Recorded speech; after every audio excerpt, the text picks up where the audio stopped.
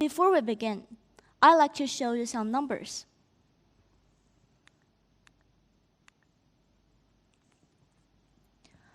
This is the concentration of carbon dioxide 11,500 years ago. Over the last several thousand years, the concentration of carbon dioxide is around 280 parts per million. The average surface temperature is around 15 degrees Celsius. And since the start of the Industrial Revolution, this level has been rising. And this is the current carbon dioxide concentration.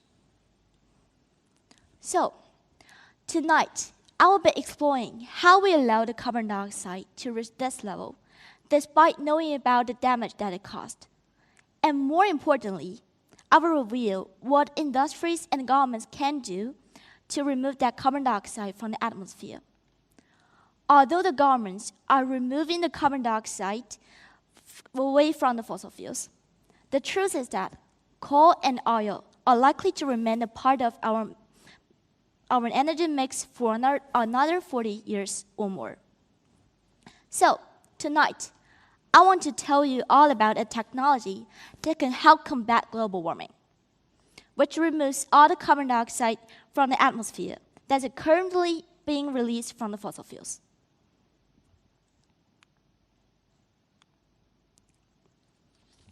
But first, how can we get to this point?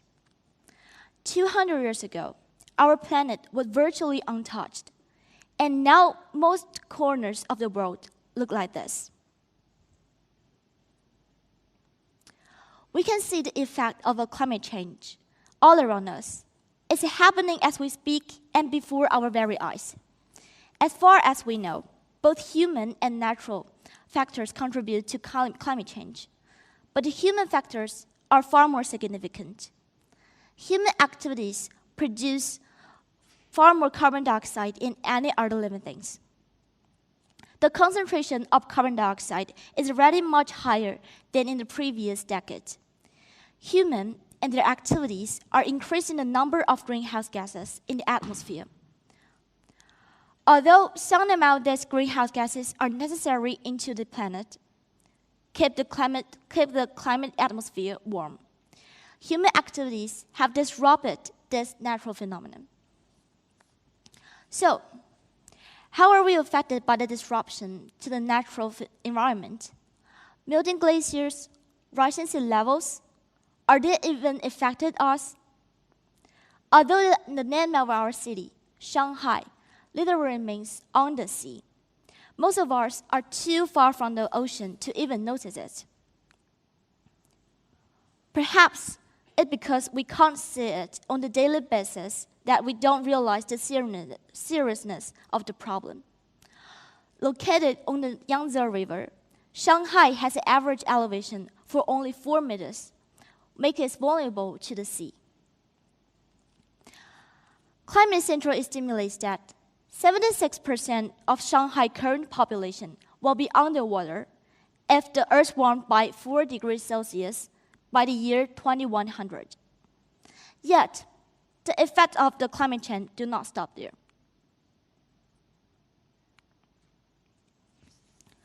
Our food resources will also be impacted by climate change.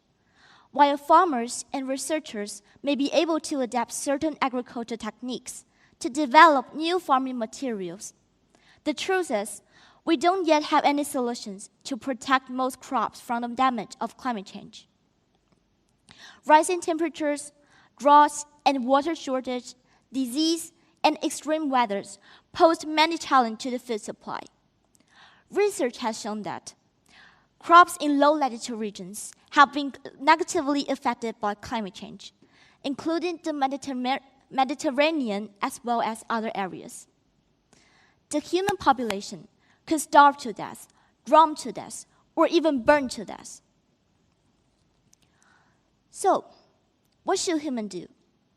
Although riding a bicycle or reducing our electricity use at home is a powerful individual action, it's not enough to solve the collective problem.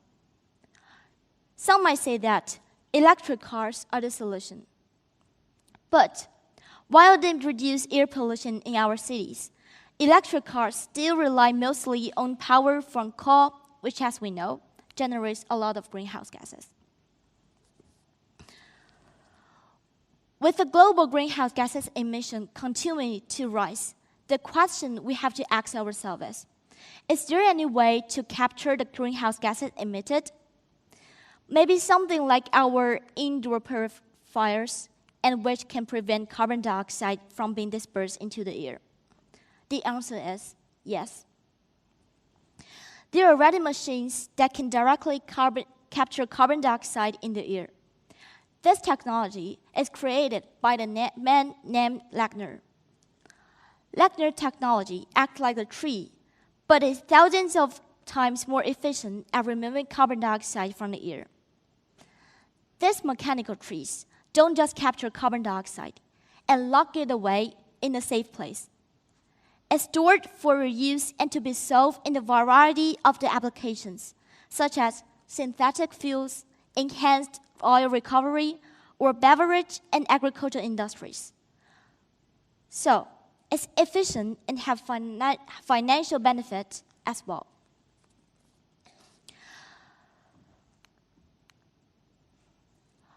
Lechner technology can remove carbon dioxide from the atmosphere without the need to draw air through the system mechanically using energy-intensive devices. Instead, the technology used to wind blowing through the system. This makes it passive, relatively low cost, and scalable solution that is commercially viable. If deployed at scale, the technology could lead to significant reductions in the levels of carbon dioxide in Earth's atmosphere, helping to combat global warming.